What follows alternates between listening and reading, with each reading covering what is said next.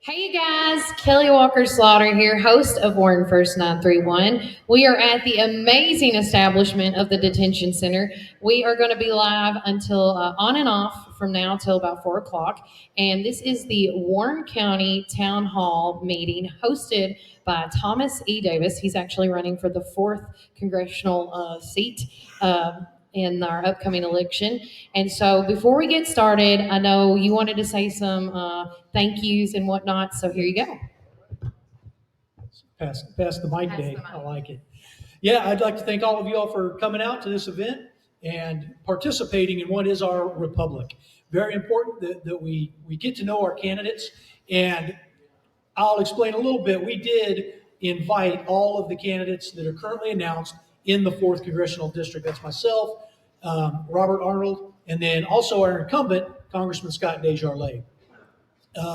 Scott flat out said no thank you, and Robert Arnold, I don't know why, but he said he would come, and then for whatever reason backed out, which leaves me to answer questions. So I will try and be as entertaining as I can be.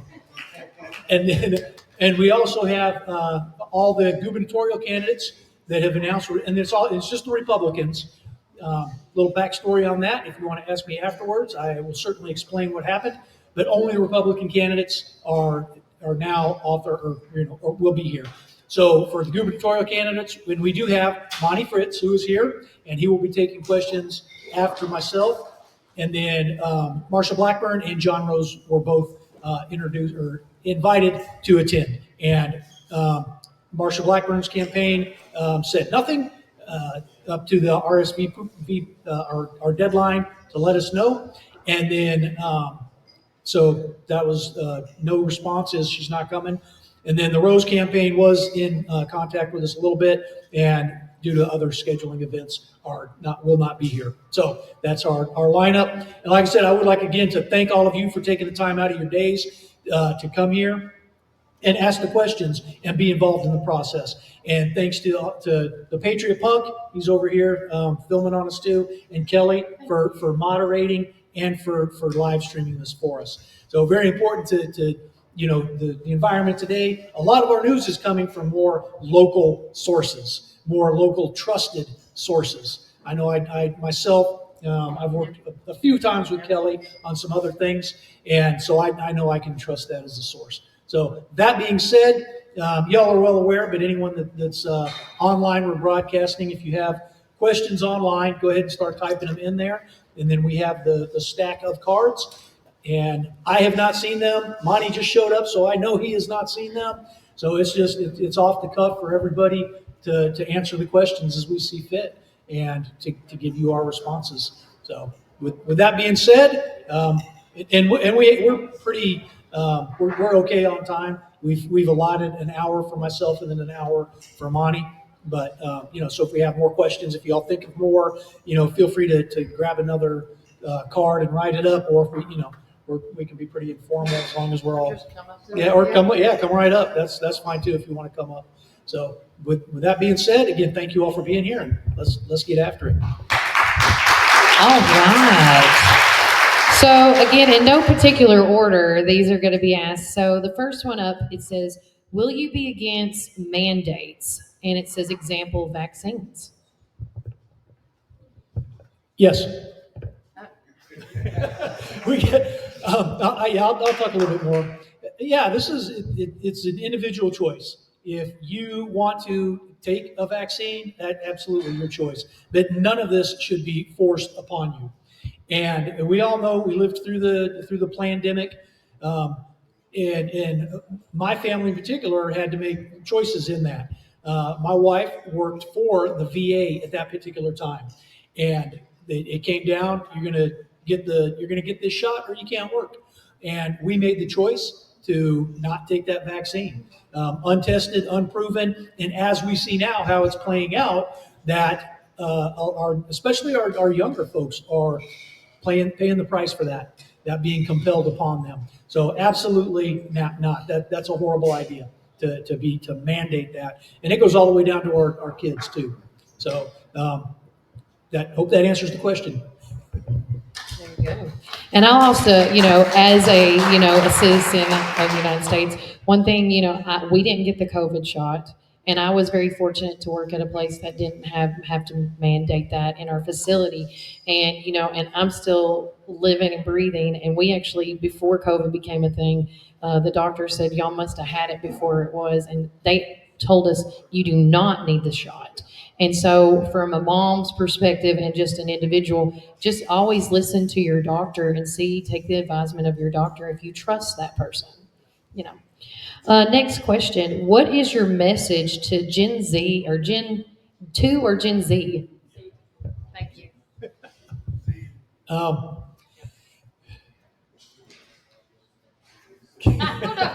yeah, no, and it is. It's a very important topic because what we're seeing now is generations that don't want to let go of power and control.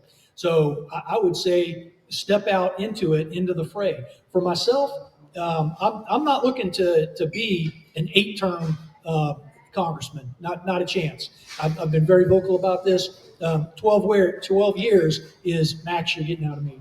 I'm looking for that replacement. I'm looking for my replacement because you get into those positions and you get comfortable and complacent. And we see that now in our current representative, who is now just going along to get along. He's voting yes on raising our debt ceiling. He's voting yes on these continuing resolutions. And you got to look at the votes a couple down. He's voted yes on transgender affirming care in the military. And as I served almost 25 years in the Army. And outside of any type of belief system, that's a horrible idea for taxpayers to be on the hook for an elective procedure, and then the animosity and the degradation of our forces that's going to cause. So, but you got to pay attention and be informed citizens, informed voters, and go to the polls. And that's how you're going to have to take it. And some of the things I know that they're struggling with are, for example, the buying a home. And what we need to do as Congress right now is set the stage for the success. 50-year mortgage is a horrible idea and is not the answer. The answer is let's actually bring our manufacturing back. Let's get rid of the H-1B visas. Let's stop that mess.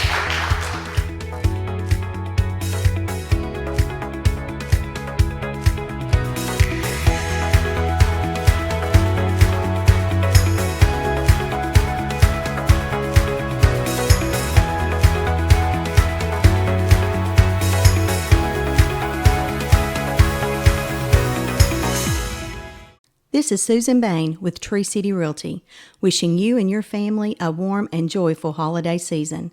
May your home be filled with peace, laughter, and love. Merry Christmas and Happy New Year from Tree City Realty. This holiday season, Sonic Drive-In is grateful for you. Thank you for choosing us to be part of your memories. Wishing you a joyful, flavorful holiday filled with happy moments and good cheer. From our Sonic family to yours, happy holidays and a fantastic new year. This holiday season, Reddick Brown Ford is sending warm wishes to you and your family.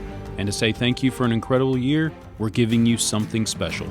From November 24th through the 26th, and again December 1st through the 5th, enjoy employee pricing on maintenance services. That's brakes, tires, oil changes, transmission fluid, and more. Everything you need to keep your vehicle merry and bright. And that's not all. Drive into the new year with select factory models priced at just $1 over cost. Celebrate the season with savings and service you can trust.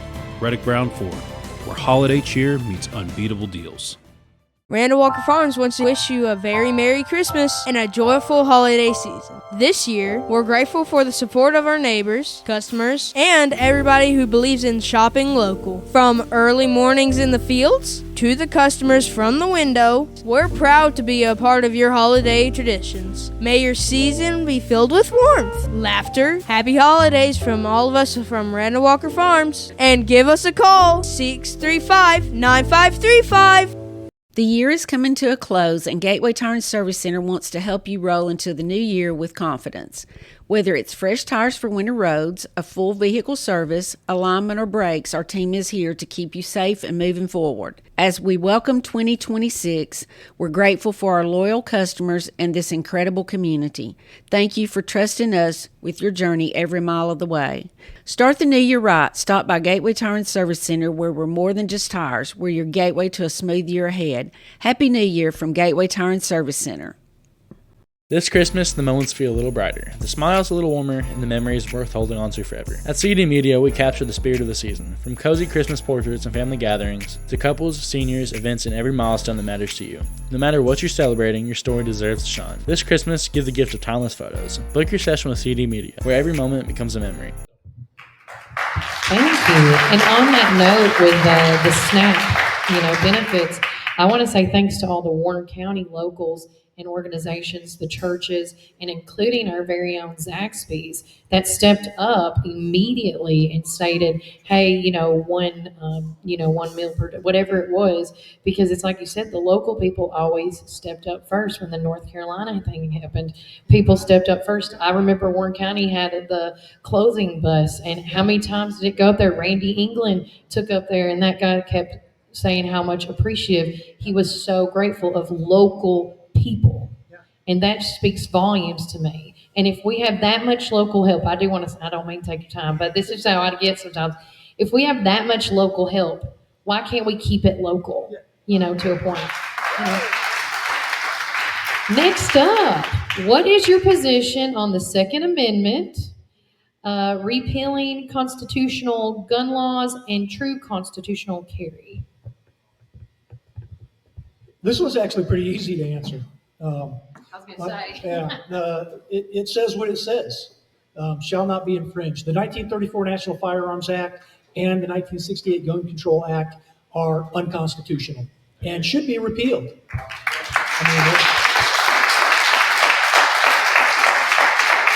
And that is one of a personal issue of mine to work diligently on that end, because we've got it in our minds that throwing money at it and taking objects away from people is the answer, and it absolutely is not. Just as some outside of the box thinking as far as what is caused, because it's violence that we're looking for. We hear, wow, we got to end gun violence. We got to end gun violence.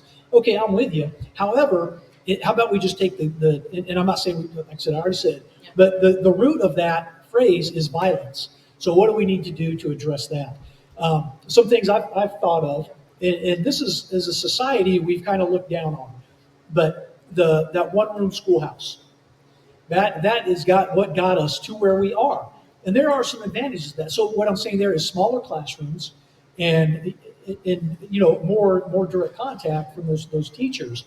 And, we can look at it as the whole structure of it. We need to relook. And then go back to that. And I applaud here in Warren County, we have one of those.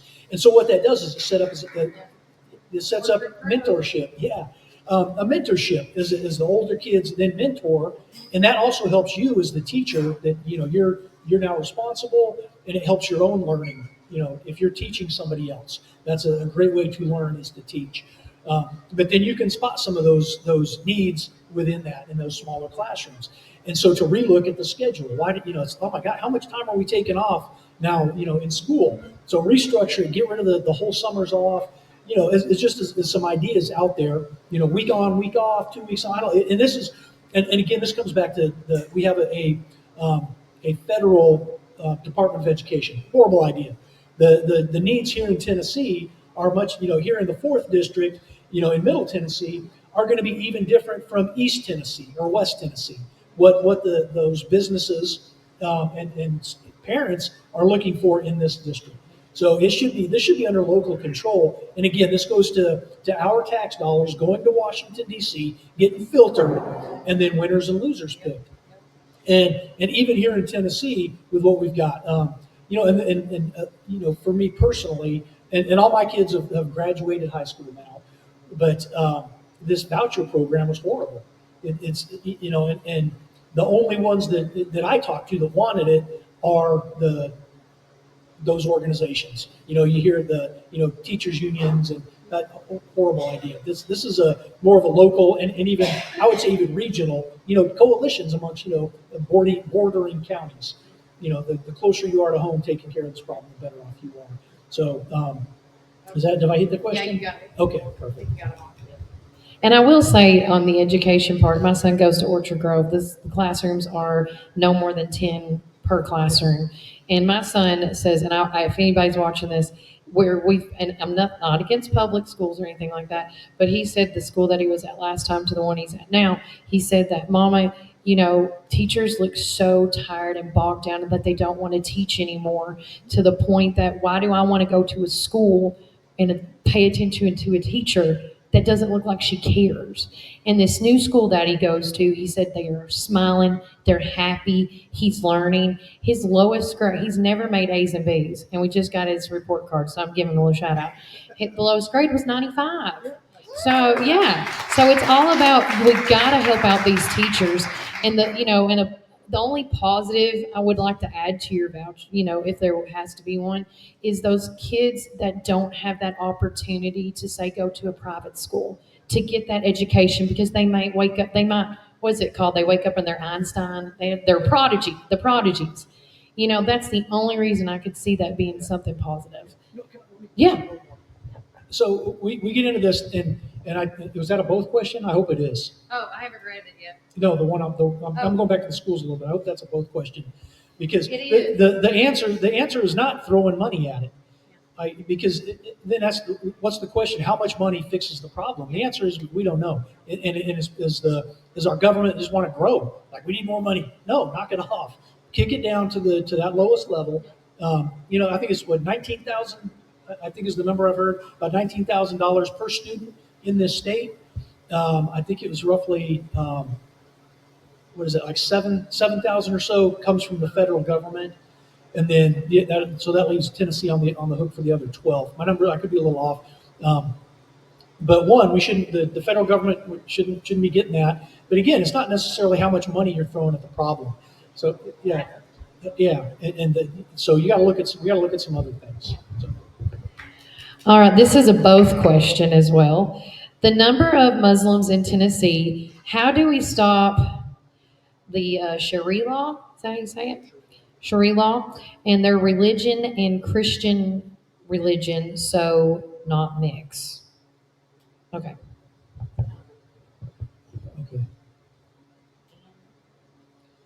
I think so again, we have to go back to us as a nation. We are a Christian nation founded on Christian values.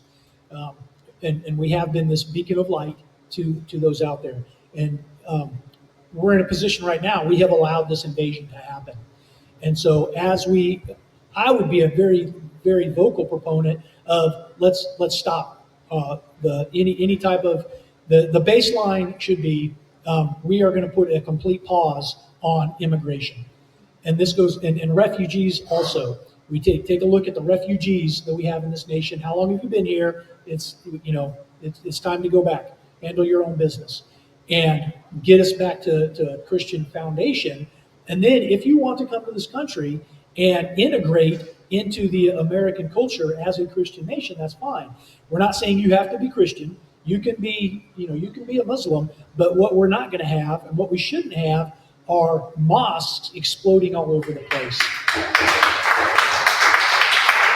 We should not hear in our towns 5 times a day a call to worship. If you're a Muslim, you want to hear that, go back to a nation that is already under this law.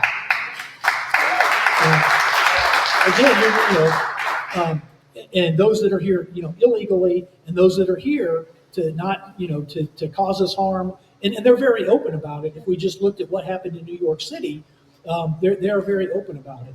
And our Constitution does not mesh with Islam.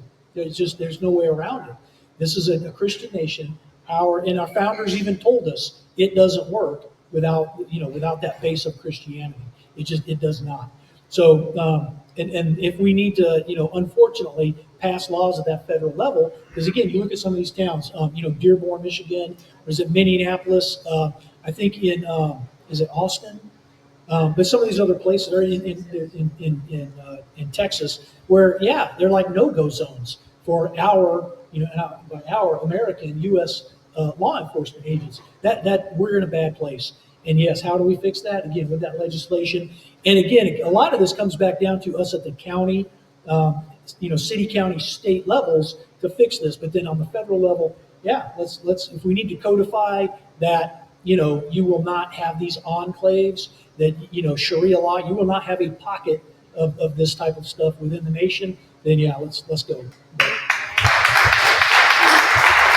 Mr. Davis, I can't believe I'm calling you so proper these days. Running against an incumbent in the primary is tough battle. Do you have a very specific areas where you can show the public great reasons to pick you? Yes. The first one is accessibility. So, and that is, our incumbent has not held a town hall since 2013. I will hold them quarterly. To me, it's too easy. And especially even now, you can come up with one kind of on the spot in these particular situations. Like today. Yeah, like today, he very well could have shown up today. It's a Saturday. I guarantee if he's in Washington, whatever, he could have set his schedule to be here. And even that, going back to that, how much time they took off. So quarterly town halls. Too easy to come back and say, hey, call us. I'm a Republican, or in the Republican Party. And again, invite everybody. And this is how I talk about it, is we can have the discussions, and we can talk like adults. If you're coming to do that, that's fine. If you're coming to act like a child, you're going to get treated like a child and be asked to leave. If you can't do that, then you will be escorted out. We're here to have some civil discourse if necessary, explain, and I'm laying out ahead of time my votes on how, and my principles, my values, and how I'll vote in the lens that I'm looking at it from. And again, we're getting some wavering from our congressman and how he's voting, and some of that is then again these votes. So I already mentioned he's voted yes on transgender affirming care in the military several times. I'm a hard pass on that on several different levels and reasons. So you'll see that difference. An actual effort to solve problems within the district, an actual effort to get the federal government out of our lives, out of our houses, out of our pockets. And that's some of the biggest ones.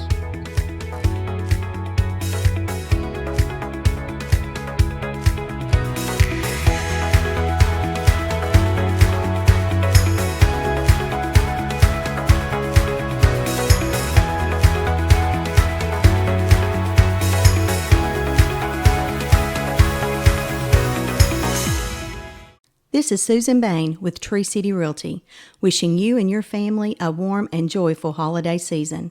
May your home be filled with peace, laughter, and love. Merry Christmas and Happy New Year from Tree City Realty.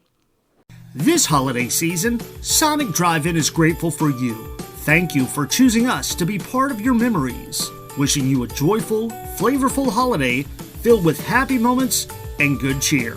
From our Sonic family to yours, happy holidays and a fantastic new year. This holiday season, Reddick Brown Ford is sending warm wishes to you and your family. And to say thank you for an incredible year, we're giving you something special. From November 24th through the 26th, and again December 1st through the 5th, enjoy employee pricing on maintenance services. That's brakes, tires, oil changes, transmission fluid, and more. Everything you need to keep your vehicle merry and bright. And that's not all. Drive into the new year with select factory models priced at just $1 over cost. Celebrate the season with savings and service you can trust. Reddick Brown Ford, where holiday cheer meets unbeatable deals. Randall Walker Farms wants to wish you a very Merry Christmas and a joyful holiday season. This year, we're grateful for the support of our neighbors, customers, and everybody who believes in shopping local. From early mornings in the fields to the customers from the window, we're proud to be a part of your holiday traditions. May your season be filled with warmth, laughter, happy holidays from all of us from Randall Walker Farms. And give us a call, 635-9535. The year is coming to a close, and Gateway Tire and Service Center wants to help you roll into the new year with confidence. Whether it's fresh tires for winter roads, a full vehicle service, alignment, or brakes, our team is here to keep you safe and moving forward. As we welcome 2026, we're grateful for our loyal customers and this incredible community. Thank you for trusting us with your journey every mile of the way.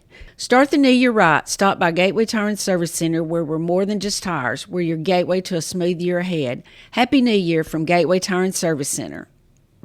This Christmas, the moments feel a little brighter, the smiles a little warmer, and the memories worth holding on to forever. At CD Media, we capture the spirit of the season, from cozy Christmas portraits and family gatherings, to couples, seniors, events, and every milestone that matters to you. No matter what you're celebrating, your story deserves to shine. This Christmas, give the gift of timeless photos. Book your session with CD Media, where every moment becomes a memory. It says, on the heels of the longest government shutdown, what are your thoughts on, I'm not going to be able to read it.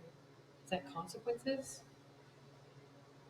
You wrote in cursive. Oh, okay, I'm getting a nod. What are your thoughts on the consequences for legislators that burden the work of the American people? Okay, there you go. And then obviously, no pay during, I'm going to say the absolution or a shutdown. But what offer consequences should be imposed and special elections too? Kenny, is this your writing? Let's just do one at a time. Let's do one. So, what are your thoughts on the consequences for legislators that burden the work of the American people? Let's start with that. Okay. That burden The work of the American people. Okay, and I think this is through legislation. Yeah. Obviously, they don't need to get paid, but what other consequences should legislators suffer for not? I got you. Yeah, they shouldn't be getting paid. They should suffer at the ballot box. That again, they all, and some of this is leadership there or lack thereof. And I focus more on, like I said, on the House of Representatives. But they took a big vacation. They're going to get paid, which they shouldn't be. But as one legislator, can I try and push legislation to put that in? Absolutely. I mean, will it pass? I can't guarantee any of that. So the other consequences is then they come back home. We need to remember this stuff that through the shutdown and the type of legislation that they're passing, and it's the primary is where we send our message. Like we're done with the nonsense. You guys, you go up there, you're sent up there to do a job. Do the dang job. Goes back to all the time they took off over the summer, all the time they took off, and then back to an our representative.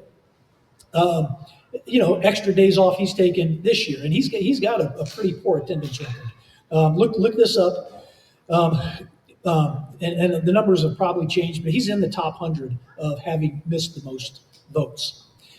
This year alone, he took extra time off. Back in January, we had the storms, which, and I called and asked, and it was like, well, the weather. Okay, I can accept that, except every other national representative, our senators and our other congressmen made it to Washington, D.C. to cast their votes. At the end of the day, that's what you're getting paid to do, is go cast your vote. And he said, yeah, no thanks, I'm out.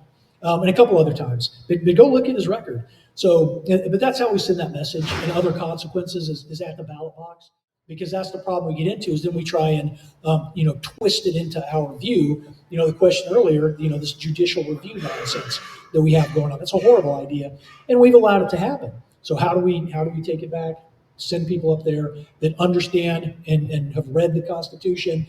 And again, and I would encourage all of you all and anybody that sees this to go that interview that he had with Matt Murphy this week. And you can, I played a portion of it on a video that I did, and he can't even point to the Constitution. At least be able, if you're going to twist and vote yes on this stuff, hey, it's Article 1, Section 8. That's where it lists out where the authority comes from to, contractually between we the people, the citizens, and the states to do these things, and some of the, yeah. So look, know the Constitution and be able to say this is where it is. And if you're trying to, shoehorn it in there or twist it and make it fit, and you're looking to the Supreme Court as like, hey, they said you're wrong. You're absolutely wrong. So that's. Well, welcome back to Warren First 931 and everybody here at the detention. Again, thanks to Bernadette and Dwayne for letting us have here. And also shout out to Santa. He was just here a minute ago. Ho, ho, ho. He is a busy man for sure. But I'm gonna do something really different right quick. I know I've been asking all the questions. We're gonna actually have Kenny Moffitt start the questions for you, Mr. Frist, if that's okay. Oh, okay. Well, my name's Kelly. How are you?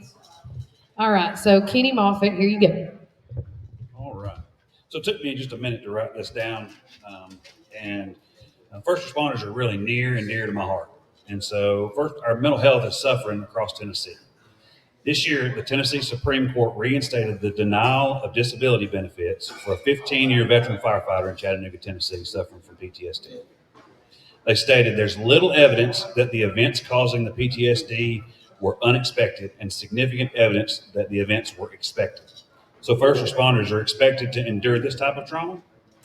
Tennessee currently has the Dust and Samples Act, Tennessee Code 551-206, which says PTSD can be a work-related injury under many circumstances, but limits the time from incident to diagnosis to a year. And do you remember what year we passed that?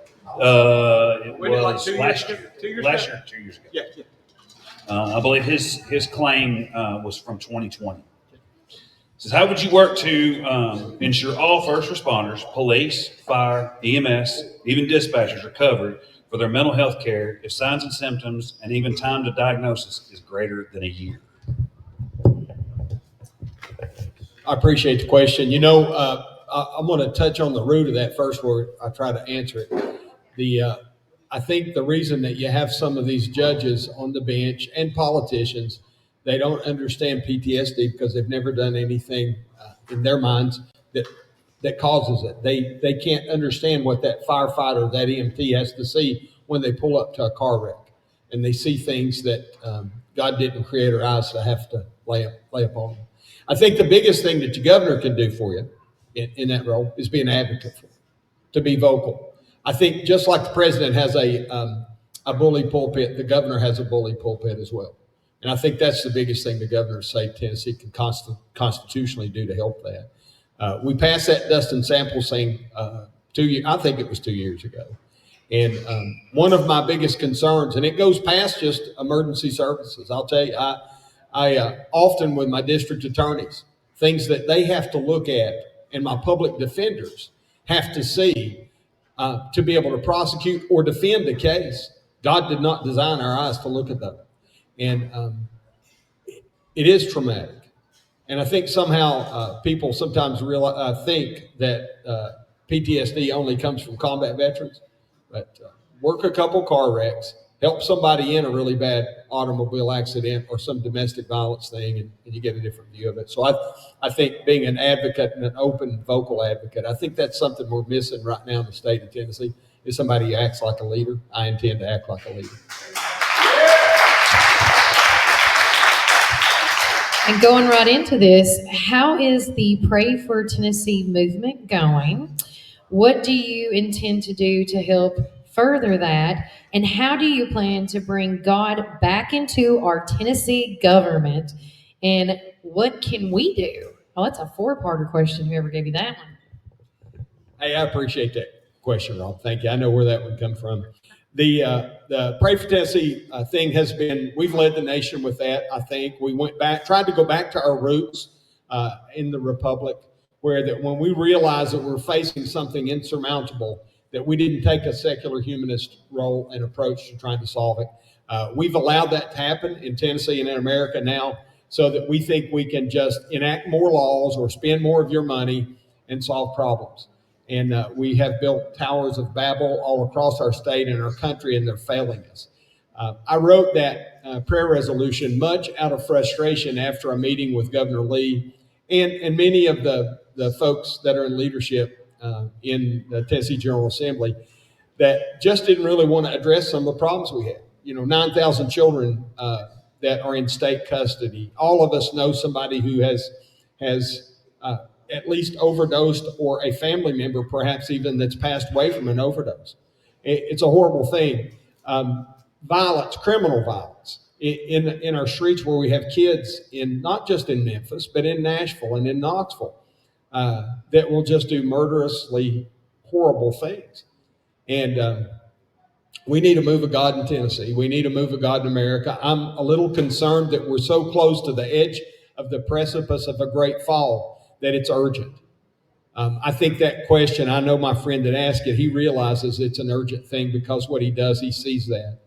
And so I think no more Office of Faith-based initiatives in Nashville, Tennessee, because I think that's just code word for polytheism. We live in a Christian-based nation. Our founders.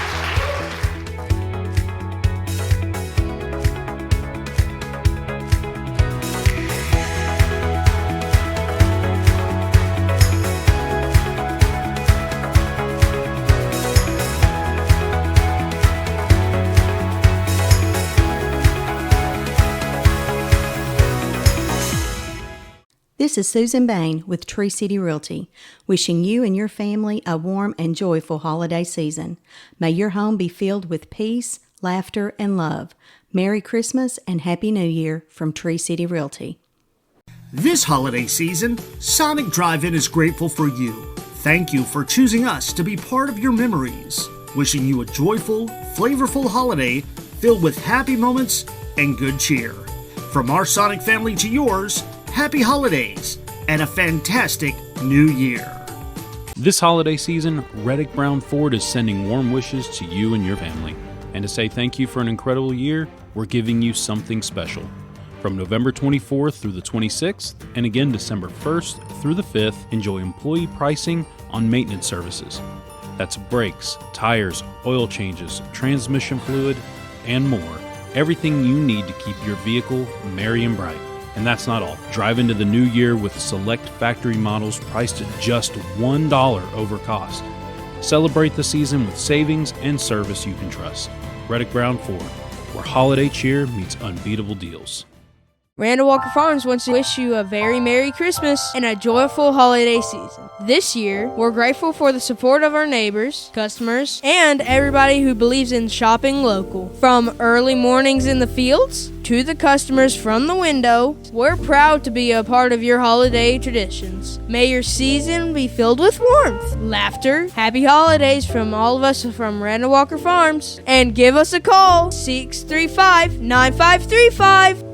The year is coming to a close, and Gateway Tire and Service Center wants to help you roll into the new year with confidence. Whether it's fresh tires for winter roads, a full vehicle service, alignment, or brakes, our team is here to keep you safe and moving forward. As we welcome 2026, we're grateful for our loyal customers and this incredible community. Thank you for trusting us with your journey every mile of the way. Start the new year right. Stop by Gateway Tire and Service Center, where we're more than just tires. We're your gateway to a smooth year ahead. Happy New Year from Gateway Tire and Service Center. This Christmas, the moments feel a little brighter, the smiles a little warmer, and the memories worth holding on to forever. At CD Media, we capture the spirit of the season, from cozy Christmas portraits and family gatherings, to couples, seniors, events, and every milestone that matters to you. No matter what you're celebrating, your story deserves to shine. This Christmas, give the gift of timeless photos. Book your session with CD Media, where every moment becomes a memory. Our founders understood Almighty God and who He was and the position that we're supposed to have before Him. We have forgotten that today, and we use little soft code words now to kind of imply that we're men of faith. I am not that. I'm a man of Jesus. And I know that sounds too churchy to some people. I really don't care. Article 1, Section 3 of the Tennessee Constitution is very clear that all men have a natural and indefeasible right to worship Almighty God within the dictates of their conscience. And that's capital A, capital G. That is the God of the Bible. And so we have turned our backs on Him. We've allowed apostate things to come in and not challenge them. We've allowed 9 people in black robes in D.C. to decide that it's okay for a man to marry a man. That is not marriage. God defines marriage.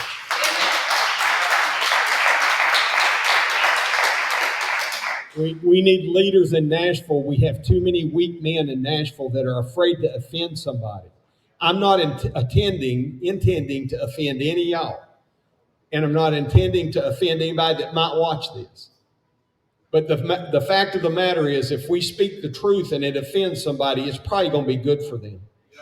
We just went through this whole thing with our little cross up at exit 352 on I-40 in Kingston, my hometown, where the Department of Transportation was going to come in and mow this cross down. They weren't mowing the medians. Y'all hadn't heard about this maybe. And so they weren't mowing the medians, and the city of Kingston started mowing them, and they cut crosses into the grass, just as a tribute to our Christian heritage, right? And some atheists complained. And just as Tom said earlier, I'm not going to hit you in the head with a Bible and tell you you have to worship Jesus Christ. You live under a period of liberty and grace now. There is coming a day when every knee will bow and every tongue will confess that Jesus Christ is Lord. You can write that down. But under this time, we live in a period of what I would call liberty that God has given us. That 2 Corinthians 3:17, where the Spirit of the Lord is, there is liberty. And so we get to decide where we're going to do the right thing and share the reward, or we're going to do the wrong thing and share the consequences of it. And the ultimate question on liberty is whether or not you accept Christ as Lord and Savior. It's just that simple. And so we have to be able to take a stand on it. That's going to offend a few people, right? But I would much rather offend you than see you roast forever in hell. And that is the consequence of rejecting Jesus Christ. So with that, we have a dear couple that Barbie and Terry Franklin took up this website that we did for Pray for Tennessee in 2024. We did a website, no cost to the state. And they took it up in 2025. They've done much better with it. Pray for TN, the number 4.us, prayfortn.us, and give them a shout out and tell them how much you love them and thank them for doing this. It is now, July is a month of prayer and fasting every July in the state of Tennessee, seeking God's hand of blessing. We need that.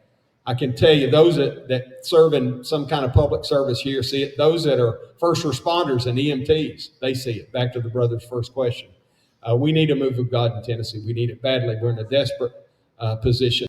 And I intend to evoke the name of Jesus as much as I possibly can, lift his name high, and call myself first and you all to repent before him that he might bless this land.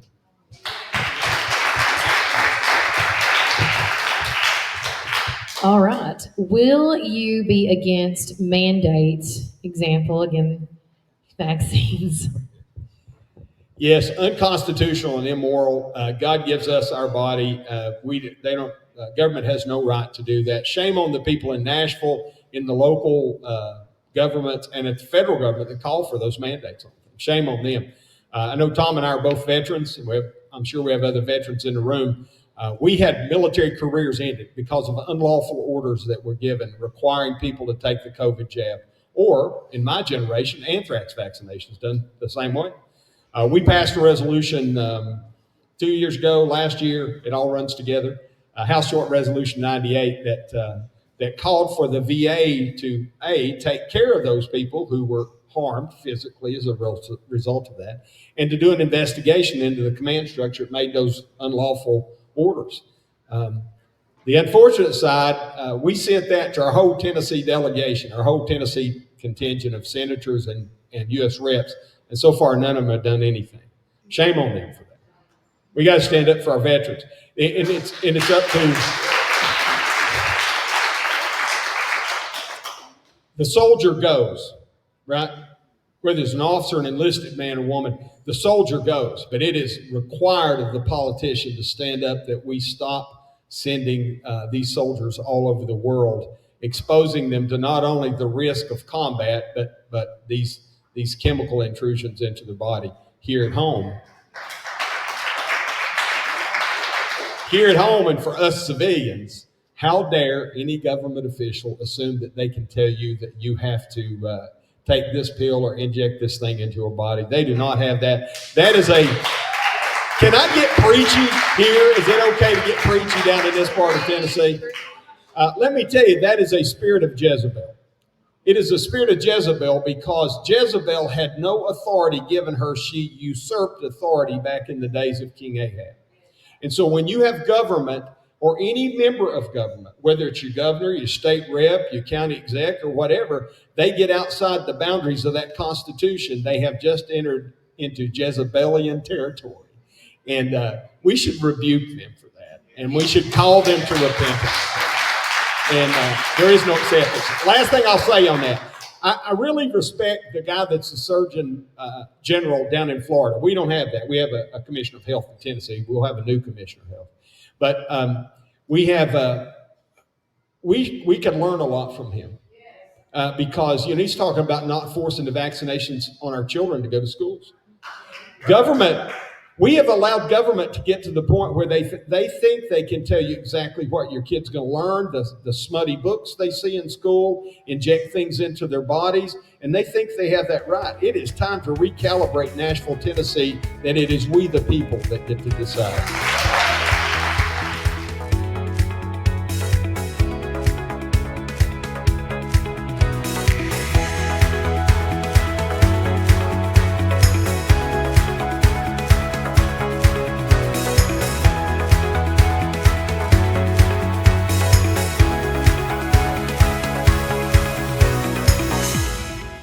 This is Susan Bain with Tree City Realty, wishing you and your family a warm and joyful holiday season. May your home be filled with peace, laughter, and love. Merry Christmas and Happy New Year from Tree City Realty. This holiday season, Sonic Drive-In is grateful for you. Thank you for choosing us to be part of your memories. Wishing you a joyful, flavorful holiday filled with happy moments and good cheer. From our Sonic family to yours, happy holidays and a fantastic new year. This holiday season, Reddick Brown Ford is sending warm wishes to you and your family. And to say thank you for an incredible year, we're giving you something special. From November 24th through the 26th, and again December 1st through the 5th, enjoy employee pricing on maintenance services. That's brakes, tires, oil changes, transmission fluid, and more. Everything you need to keep your vehicle merry and bright. And that's not all. Drive into the new year with select factory models priced at just $1 over cost. Celebrate the season with savings and service you can trust. Reddick Brown Ford, where holiday cheer meets unbeatable deals. Randall Walker Farms wants to wish you a very Merry Christmas and a joyful holiday season. This year, we're grateful for the support of our neighbors, customers, and everybody who believes in shopping local. From early mornings in the fields to the customers from the window, we're proud to be a part of your holiday traditions. May your season be filled with warmth, laughter, happy holidays from all of us from Randall Walker Farms. And give us a call, 635-9535. The year is coming to a close, and Gateway Tire and Service Center wants to help you roll into the new year with confidence. Whether it's fresh tires for winter roads, a full vehicle service, alignment, or brakes, our team is here to keep you safe and moving forward. As we welcome 2026, we're grateful for our loyal customers and this incredible community. Thank you for trusting us with your journey every mile of the way. Start the new year right. Stop by Gateway Tire and Service Center, where we're more than just tires. We're your gateway to a smooth year ahead. Happy New Year from Gateway Tire and Service Center. This Christmas, the moments feel a little brighter, the smiles a little warmer, and the memories worth holding on to forever. At CD Media, we capture the spirit of the season, from cozy Christmas portraits and family gatherings, to couples, seniors, events, and every milestone that matters to you. No matter what you're celebrating, your story deserves to shine. This Christmas, give the gift of timeless photos. Book your session with CD Media, where every moment becomes a memory. Are you going to work to get all the illegals out of the U.S.? No, I'm going to just worry about Tennessee first, because, and we've done that. We've demonstrated that. The Bible tells us, show me your faith without your works, and I'll show you my faith with my works. And so I have sponsored and passed legislation to make it less favorable for the illegal to come here and reside. And we started, one of those was House Bill 872, that says that if you're illegally in these United States and you commit a violent crime, you can suffer life in prison in a Tennessee penitentiary. That if you're illegally in these United States and you come to Tennessee and you commit any crime, and you display a weapon, life in prison with no parole. If you're legally in Tennessee and you commit a crime and you go to make bail, the judge can now consider your residency status as to whether he or she grants the bail. Those are first-time things. I don't want to pay $45,000 a year to incarcerate people who are not supposed to be in this nation. I just don't want them to come here and do bad things. We had a bill last year that we tried to pass because we Tennessee citizens should not be educating foreign citizens, nor their children. Those little boys and little girls are created in God's image just like my grandkids are. But it is not your responsibility to pay for their education. The weak-minded, feeble-minded people that have assumed that we can do that are just trying to break us. It is an existential threat, the illegal alien issue that we have right now. It is existentially a threat because it is electorally a threat. Because even if we have the very best elections in the world in Tennessee, with 21 million or more, perhaps, or less, perhaps, illegals in this country, if they're counted in the census, guess where those congressional districts go? It is going to ruin the United States in the voting balance. We are allowing our nation to be colonized before our very eyes. We have an Ilhan Omar in the U.S. Congress because weak men in D.C., and ladies, I'm not excluding the failures that our elected women have made, but it is the man's responsibility to lead, and we have failed to lead. So we have an Ilhan Omar because we colonized around Minneapolis.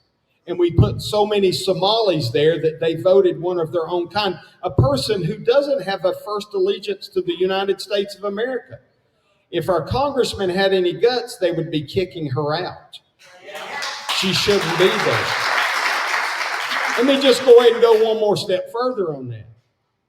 If you can't, our Tennessee Constitution says that you have to affirm the belief to hold office in an end state of heaven or hell, right? And that you can't deny the existence of creator being. You know our Tennessee Constitution says that. And yet we put folks in that have some idolatrous worldview. They can't hold office in Tennessee. And I know when I say that, people think, oh, we don't do religious tests. Brothers and sisters, I'm not talking to you about a religious test. I'm talking to you about a worldview that is so contrary to the one that most of you all grew up on that you can't even comprehend it. And it is destructive, and we've got to stop allowing that. And so H-1B visas, Tom talked about that. I find myself on college campuses some now talking to young people. You know what one of their top issues is? Get the illegals out of here. Get the illegals out of the United States and out of our college classrooms. I heard this this past week, in that we have a high number of foreign nationals that are coming to the University of Tennessee, and we're teaching them our very best of how we educate in physics and engineering. Shouldn't we be focusing on Tennessee citizens folks? So, to answer your question, we've got to clean up our house in Tennessee. We've not done well with that. One other bill that we offered 2 years ago when Biden was still illegitimately in the White House, and the governor of Texas was trying to repel the invasion of people, right? We passed legislation and put money behind it to allow the governor of the state of Tennessee to send a brigade-sized force to Texas to help the Texas governor repel the invasion. Guess how many we sent under that Title 32 authority? 0. It passed into law. You can go look it up, House Bill 2190. You'll see that was my bill. So I think we've probably taken on, we get called lots of names. I get called lots of names because I take those things on. I'll tell you what name I want to be called. I want to be called a Tennessean. I want to be called an American, and I want to stand on just those values. And if someone wants to come here, just like most of our ancestors, I'm assuming did, let them assimilate to our culture. But until that time, we should stop every bit of the immigration into these United States. We've hit a super saturation point. And until we allow some time and some deportation, we're going to lose our country if we're not careful. Are we still doing good on time? 5 more minutes? Okay, we'll try to get, there's so much more to do, but I'll try to get the ones people wrote for you specifically.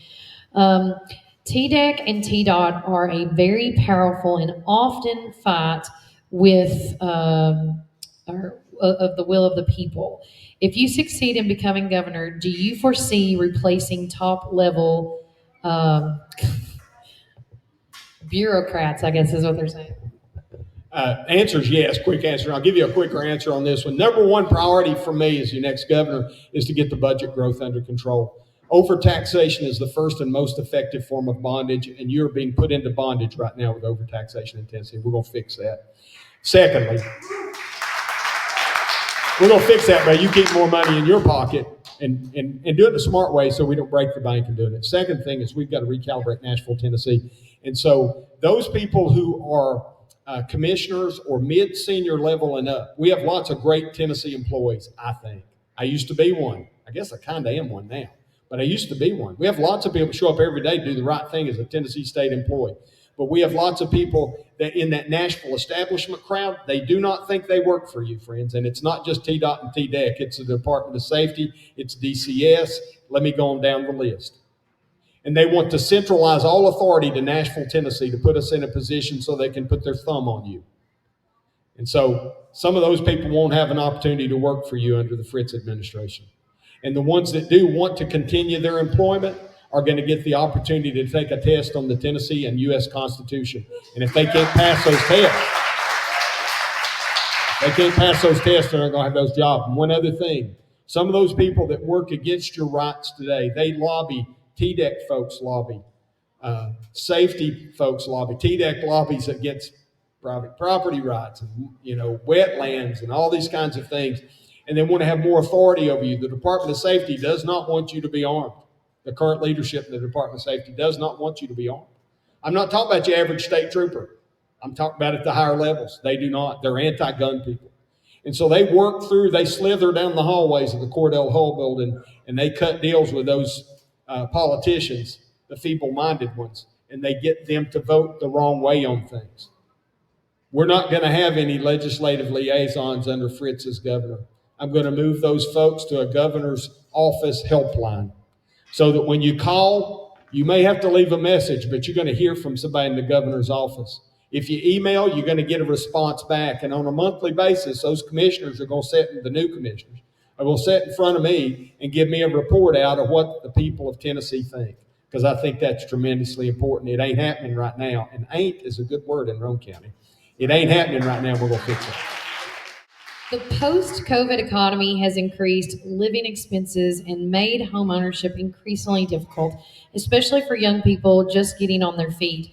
What are your ideals for improving Tennessee's economy to make life affordable and give young citizens hope in the American dream? Well, that's a great question, and I will go back to the previous question and say this. Your next governor happens to be from Kingston, Tennessee, and he's going to end the voucher program in the state of Tennessee. And I think that ties into this question on affordability, because if we think in Nashville that we can continue to extract dollars from your billfolds and your purses and spend it on things that make us feel good or these little socialistic programs, we're going to keep taking that money from you, and the affordability measure is not going to get any better. So I'm sitting with a room full of chemists and physicists and business majors at the University of Tennessee earlier this week. And they asked that same question about affordability.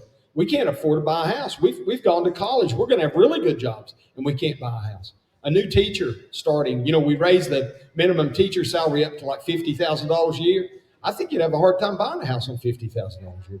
You would where I live. I don't know what your real estate prices are here per se, but it's too high. But it's difficult. A new police officer, if you hire a new deputy for Warren County, I think that Warren County deputy is probably going to have a hard time buying a new house.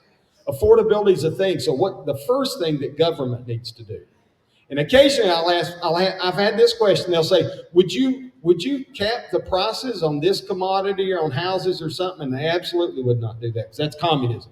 Price fixing is the wrong thing to do. Part of the reason our healthcare system is in such a mess today. As Tom said, we've got too much government in it, and we have the Tennessee government deciding whether you can, through a certificate of need, whether you can open a clinic or whether you can open a pharmacy or whatever. And then we have PBMs deciding that when your doctor writes a prescription for you because you're stressed out and have anxiety about your EMT job, that PBM gets to decide whether you get it or not.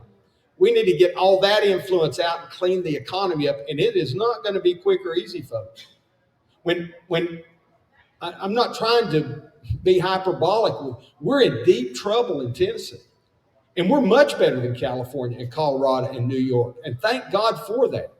But our country is in a dire place. If we don't turn this around and you don't stop keeping money in your pocket, which I think is the first answer to the affordability, is get rid of those taxes. Not just for special interest group taxes, but for everybody. Start leaving that money in the pockets and the billfolds.